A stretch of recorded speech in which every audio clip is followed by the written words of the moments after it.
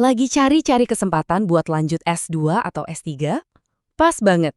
Di pembahasan kita kali ini, kita bakal bedah tuntas dua beasiswa super keren dari Kementerian Agama dan LPDP. Anggap aja ini panduan lengkap buat wujudin mimpi akademik kamu. Assalamualaikum warahmatullahi wabarakatuh. Halo semuanya. Oke, setelah kemarin kita ngobrolin soal beasiswa S1, sekarang saatnya naik level nih. Kita fokus ke info beasiswa S2 dan S3.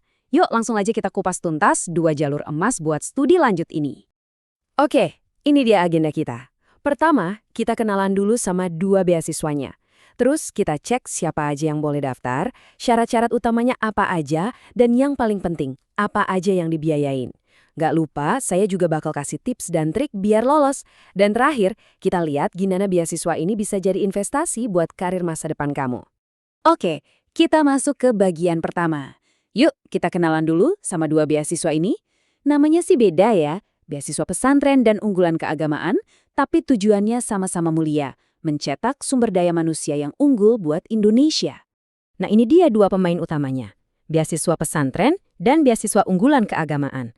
Keduanya ini bagian dari satu payung besar yang namanya Program Beasiswa Indonesia Bangkit. Ini tuh hasil kolaborasi keren antara Kementerian Agama dan LPDP. Jadi soal kualitas dan kredibilitas udah nggak perlu diraguin lagi deh. Sekarang, pertanyaan yang paling mendasar. Beasiswa ini sebetulnya buat siapa aja sih? Nah, penting banget buat kita pahami targetnya, biar nggak salah jalur. Yuk kita lihat, profil kamu paling pas buat yang mana.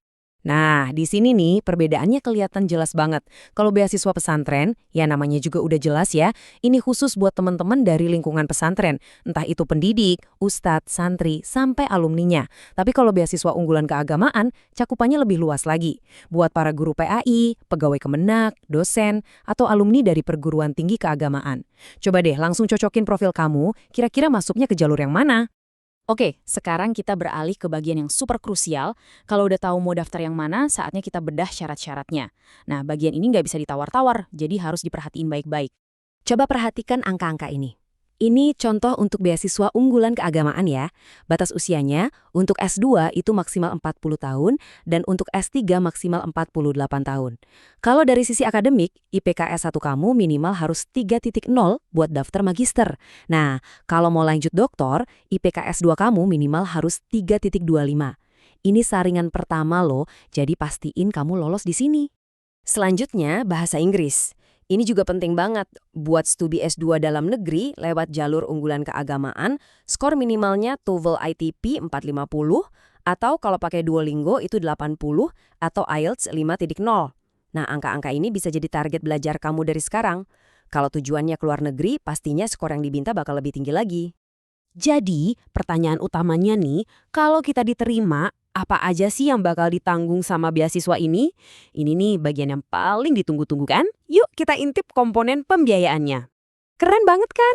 Skema pendanaannya itu komprehensif. Ini tuh beasiswa pendanaan penuh atau istilah kerennya fully funded.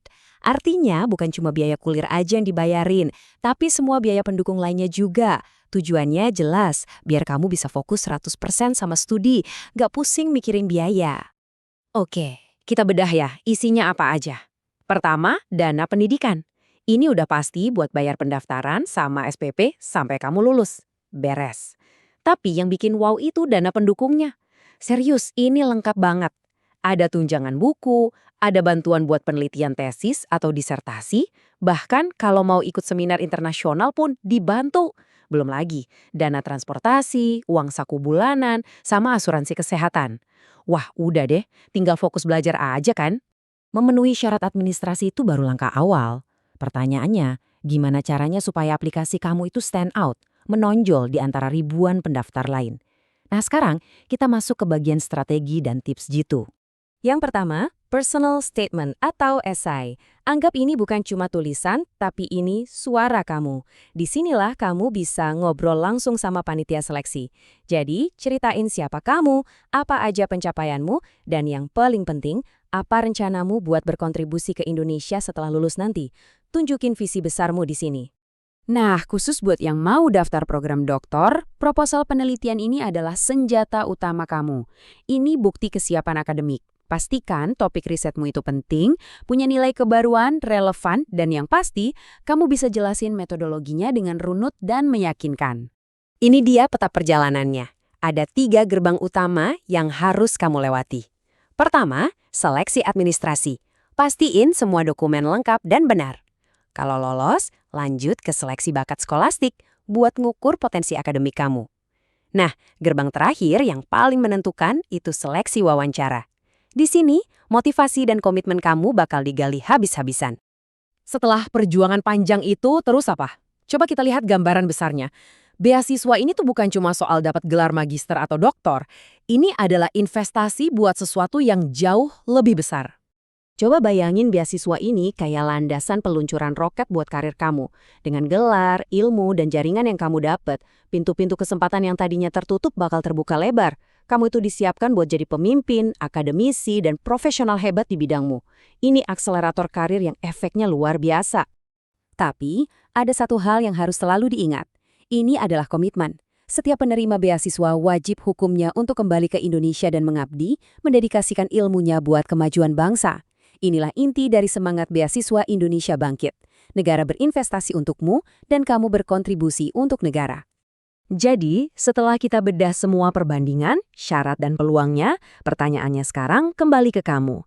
Masa depanmu dimulai dari pilihan yang kamu buat hari ini. Sudah siap ambil langkah pertama? Jalan mana yang akan kamu pilih? Pikirkan baik-baik, persiapkan dari sekarang, dan semoga sukses.